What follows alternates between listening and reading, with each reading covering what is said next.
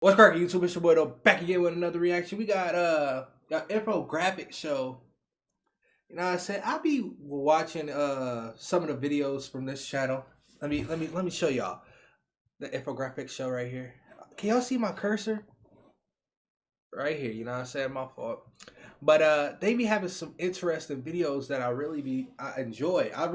My favorite one might be the Pretty Boy Floyd one. And I watched that like a year ago. That might be my favorite one. I might have to rewatch it for the channel, bro. But they got some good videos, and I want to check out this one, America's Most Evil Serial Killer, John Wayne Gacy. This is in my region from my hometown, you know what I'm saying? We had a serial killer or that such called Homie the Clown. Not the TV show. It was a literal person named Homie the Clown, and he used to chase kids around. I swear to God. Ask my parents.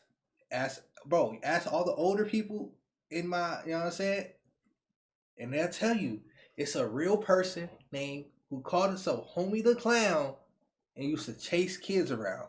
Weirdo activity. So you gotta watch this one. But before we do, man, hit that like button, hit that subscribe button for daily bangers, man. Let's go. In December 1978, Chicago police were just beginning to uncover the evidence of one of the most heinous crimes their city had ever seen, as body after body was pulled out from under the floorboards of a seemingly ordinary suburban home. Investigators realized that they were dealing with America's most evil serial killer, John Wayne Gacy, also known as the Killer Clown, had murdered more people than any one person in U.S. history at that point in time. John Wayne Gacy was a well-known and well-liked figure in his suburban community north of Chicago. He owned a successful construction business, attended church faithfully, and was involved in the local Polish community. He was married to his second wife and seemed to be a devoted stepfather to her two daughters. Through his position as a precinct captain for the Democratic Party, Gacy had the opportunity to meet and be photographed with First Lady Rosalynn Carter in early 1978, the very same year that his horrific crimes would become public. At the time, though, Time out. What is up with these people in politics being serial killers? Ted Bundy, I watched the video. I don't think I'm releasing that because my headphones died and it was, you know what I'm saying, a lot of stuff was messing up in that video. But Ted Bundy was he was a political person, and he was going against he was like against rape and all these other like messed up crimes, and he was involved in doing those types of things. What is up with these political people, bruh? Gacy was loved and admired by his neighbors, friends, and the police, and had been known for hosting elaborate parties for his entire neighborhood. Gacy's alter ego, Pogo the Clown, was often a feature of these parties, and neighbors recall that he seemed to enjoy dressing up in his clown costume and makeup and entertaining local children. But underneath Gacy's idyllic suburban life, he was hiding a dark past. Prior to moving to Chicago, Gacy had been living in Iowa, where he was arrested for assaulting two young men while his first wife was in the hospital giving birth to his child.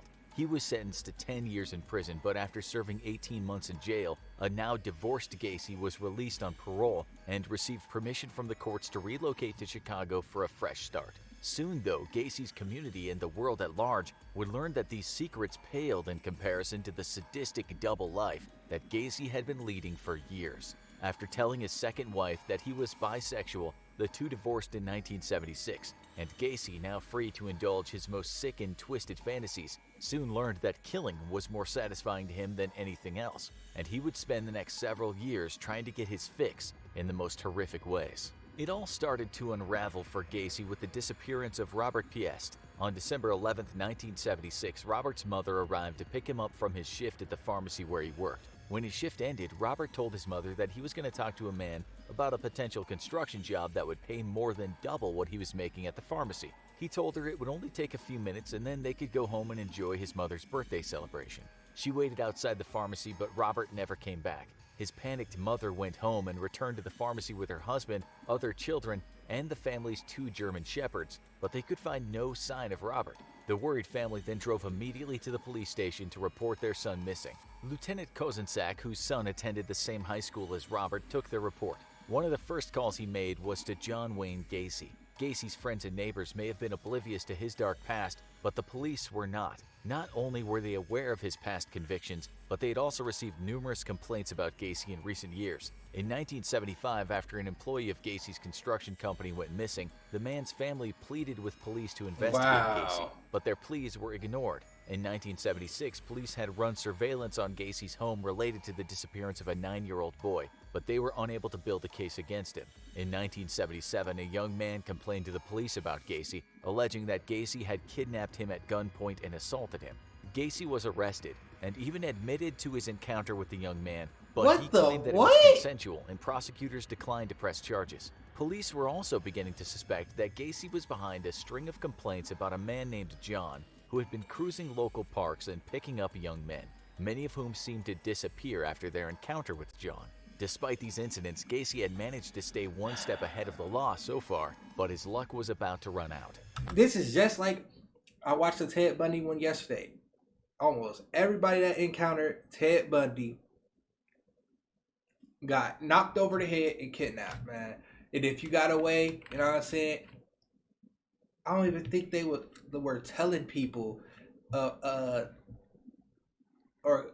filing complaints that somebody in the area was doing that. They was just like, oh, like one person said something randomly, and it's like, yeah, I think I've seen that person too. And that's it. It's not like people was just coming out saying, oh, this dude kidnapped me. Like, that's just weird, bro. What is going on? Persons report, officers quickly realized that the man he had gone to see about a construction job must have been John Wayne Gacy. His construction company had just recently finished a renovation job at the very pharmacy where Robert had worked. The coincidence was too much to ignore, and this time the police seriously considered Gacy as a suspect in the disappearance of Robert Piest. Little did they know that this particular crime was just the tip of the iceberg, and they were about to uncover one of the most gruesome crime sprees in history. Lieutenant Kozanczak contacted Gacy and asked him to come into the police station for an interview.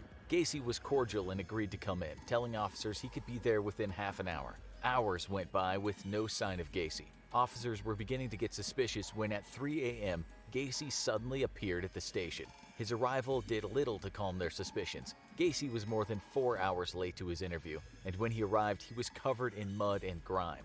The officer that Gacy had come to see wasn't available, so he was sent on his way. Later, officers would learn that Gacy's car had been towed from a snowbank near the Des Plaines River at 2 a.m., immediately before he arrived at the police station. Wow! Armed with this information, officers served Gacy with a search warrant when he returned the following day for his interview. He reluctantly handed over his keys and was detained at the station while officers searched his home. There, they found a receipt. Wow! So he tried to sink his car. It didn't work, bruh. You know what I'm saying? You did a horrible job, bruh. And they pulled his car out the water, told the police. Now they got all the right to go through all your stuff, bro. Roll of film that Robert's family confirmed belonged to him. Police concluded that Robert had been in Gacy's home, but they could find no evidence of a crime, and so Gacy was released and placed under surveillance. The next day, officers found a ring that they linked to another missing boy, and employees of Gacy's construction company told police about 2 different employees of Gacy's who had mysteriously gone missing in recent months. A few days later, Gacy had the audacity to invite the officers on surveillance duty outside of his home inside for a cup of coffee. Once inside his home, both officers noticed the unmistakable stench of death.